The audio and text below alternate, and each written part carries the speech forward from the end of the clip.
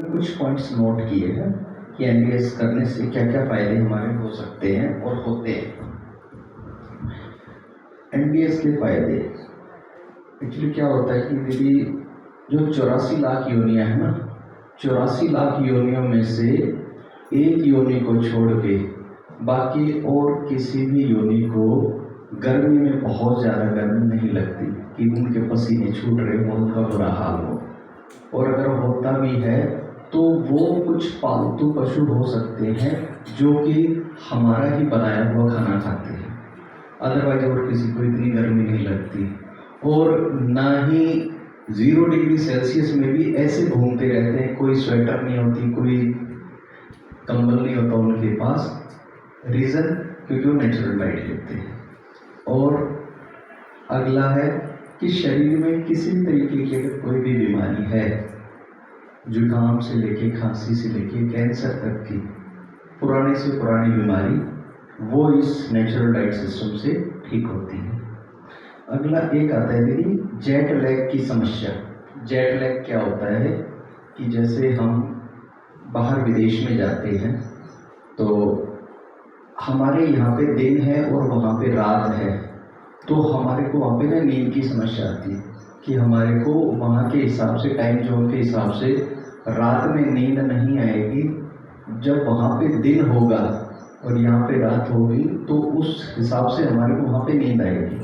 लेकिन natural diet अगर लेते हैं तो ये हमारी समस्या रहती नहीं है, ख़त्म हो जाती है। अगली है, अगर हम नेचुरल डाइट लेते हैं तो नेचुरल डाइट से हमारी, जो बाबा हर रोज मुरली में जिक्र करता है कि क्रिमिनल आई से सिविल आई बनते हैं।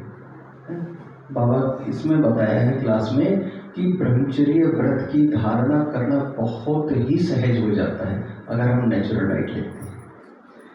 फिर बताया है कि जो 4 हमारे सब्जेक्ट हैं, ज्ञान, योग, धारणा, सेवा, इनमें हमारे जैसे पंख लग जाते हैं।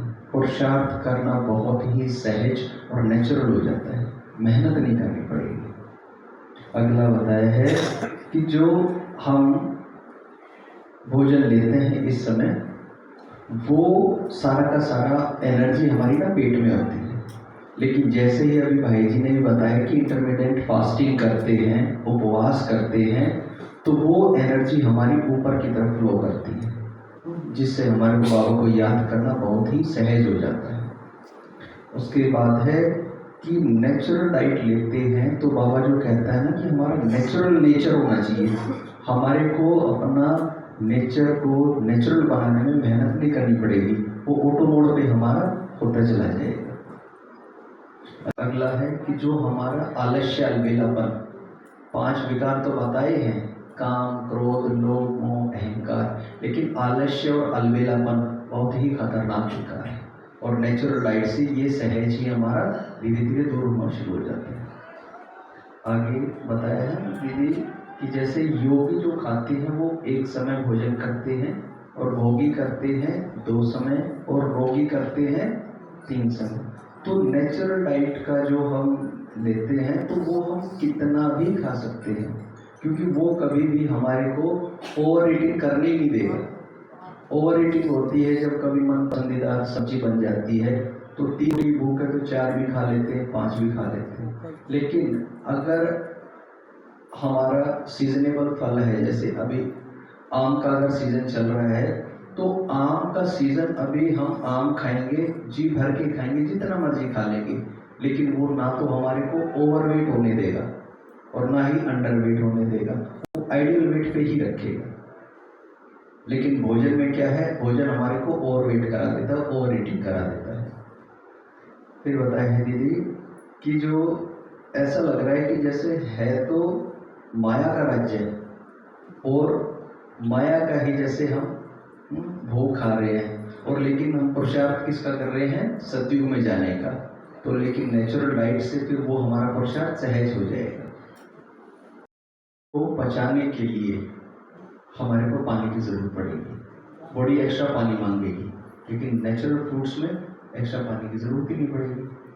अगला है दीदी, अगर हमारे को गैस क्यों बनती है, गैस का रीज़न क्या है। गैस एक्चुअली क्या है कि जो भोजन हम बना के खाते हैं, एक तो था प्रकृति के द्वारा दिया वो, एक बना के खाते हैं, तो जितने उसमें मसाले डलते हैं है ना, जितने भी उसमें कितने कितने पेस्टिसाइड्स होते हैं अनाज में, है ना, तो जब वो खाते हैं तो वो हमारी बॉडी में गैस बनाती है। और नेचुरल डाइट लेने से गैस की समस्या ही नहीं होगी, होगी नहीं, समस्या ही नहीं होगी। कितना भी पुराने से पुराने शुगर हो, शुगर का रीजन भी क्या होता है, एक होता है अनाज में भी शुगर होता है दीदी, और एक फलों में भी शुगर होता है। अगर हम अनाज भी खा रहे हैं और फल भी खा रहे हैं, तो जो फल वाला शुगर तभी नुकसान करेगा अगर हम अनाज भी खा रहे हैं तो, और अगर हम अनाज नहीं खा रहे हैं और सिर्फ फल खा रहे हैं तो फल वाला शुगर कभी भी नुकसान कर ही नहीं सकता बॉडी में।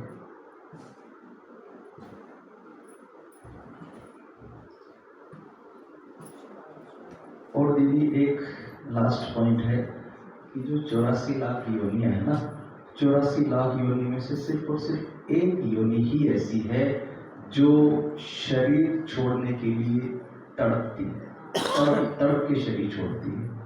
1 महीना बीमार, 2 महीना, 3 महीने, 6 महीने, साल, 84 लाख योनियों में से और कोई भी ऐसी योनि नहीं जो कि तड़प तड़प के शरीर छोड़े। किसी ने सुना होगा कि कोई जानवर 3-3 महीने बीमार होकर शरीर छोड़ रहा है? शायद बहुत ही रेयर हो या ना भी हो। रीजन सिर्फ और सिर्फ एक, क्योंकि वो अनाज नहीं खाते हैं और हम अनाज खाते हैं। तो